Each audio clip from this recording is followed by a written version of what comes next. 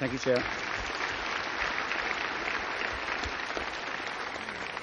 On Friday, the 2nd of February, there were 255 people left lying in hospital trolleys throughout Ireland. In Cork City, there were 35 people hanging around on the corridors that day. Every day we hear statistics, but people on trolleys are not statistics. Trolley counting is not a numbers game, it is a disaster. Queuing for beds are young and old, neighbours and family, parents and grandparents. Last Monday, midnight, I get a call from Bill Murphy, apologetic and embarrassed. He tells me his 87-year-old aunt, whom he cares for, is lying on a trolley and she's going to be there till noon the following day at least. Having just been told that, Bill's aunt is just one of countless people who have to wait on a trolley that day. Bill is on the phone, his aunt is on a trolley, and both are being stripped of their dignity by this government. Sadly, it's the same story every other day. Why has it become acceptable for people to be forced to queue for a hospital bed?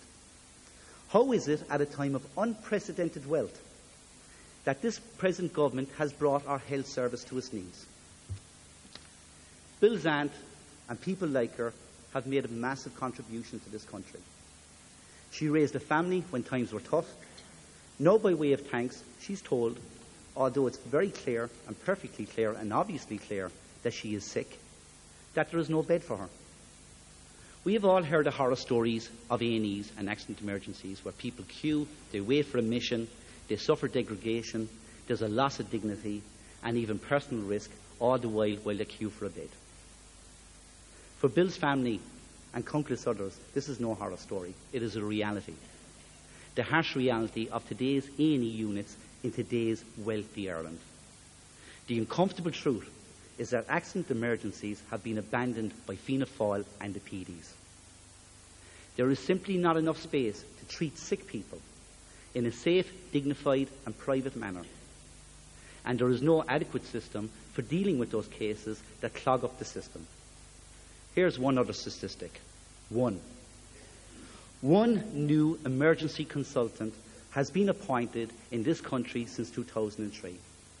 People deserve better, families deserve better, and hard-working healthcare professionals deserve better. There is a problem in our health service. It's one which leaves the weak, the old, and the vulnerable waiting outside the door. Labour recognises this and will address and will treat it. Dealing with the A&E crisis will be our top priority in government.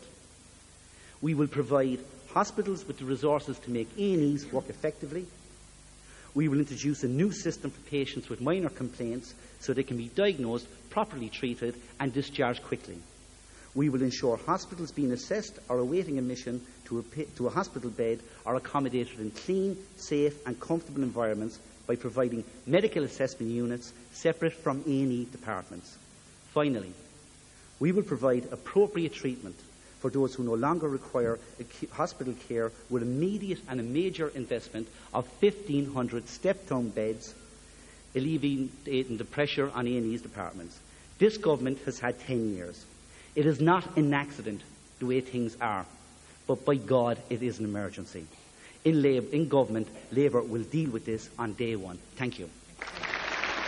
Councillor Ciaran Lynch of Cork South Central there on hospital trolleys and beds, and even the queues to get one, a recurring part of the election debate.